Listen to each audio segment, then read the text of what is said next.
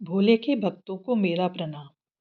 कुछ दिन हुए हमारी दिलों की शान दिल्ली बम धमाकों से दहली। ये घटनाएं हमारे दिलों को झकझोर देती हैं। हमारे ही देश में हमारे ही संसाधनों का उपयोग कर शिक्षित हुए आतंकवादी हमारे ही देश को दहलाना चाहते हैं। ये एक ऐसी धार्मिक कट्टरता है। हमें इससे सावधान रहना होगा। पर क्या हम सावधान रहते हैं? नहीं।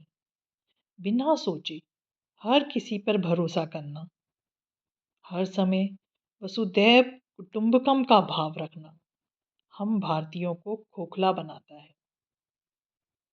हम राष्ट्र को सबसे ऊपर रखना भूल जाते हैं। बम धमाके हुए कुछ दिन चर्चा होगी और फिर सब भूल जाएंगे। ये सिलसिला सालों से चला आ रहा है।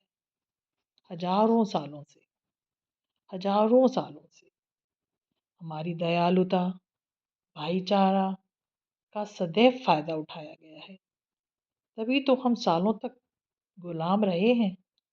ये देश जो चाणक्य की कूटनीति और चंद्रगुप्त के साहस से विशाल संगठित साम्राज्य था, जो भगवान राम का विशाल साम्राज्य था, जो भगवान कृष्ण का उन जैसे दूरदर्शी सम्राट का साम्राज्य था, वो इतने साल गुलाम कैसे रहा?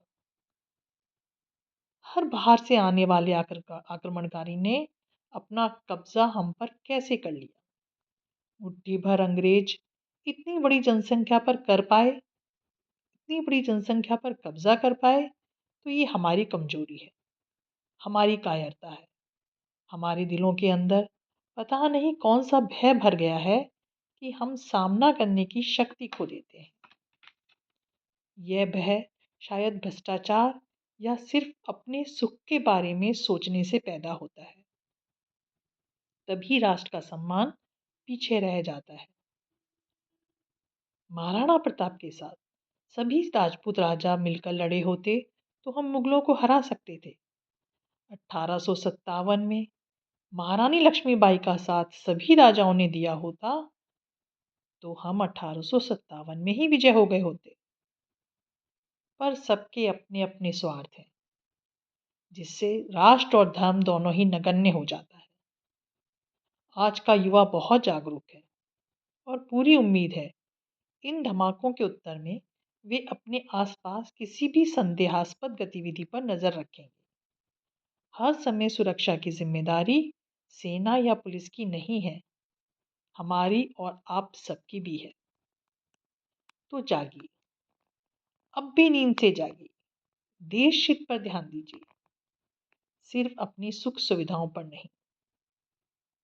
उन युवाओं से पूछिए जो देश के बाहर जाकर कचरा डस्टबिन में ही डालते हैं, क्योंकि उस देश के लोग अपना देश साफ रखना चाहते हैं।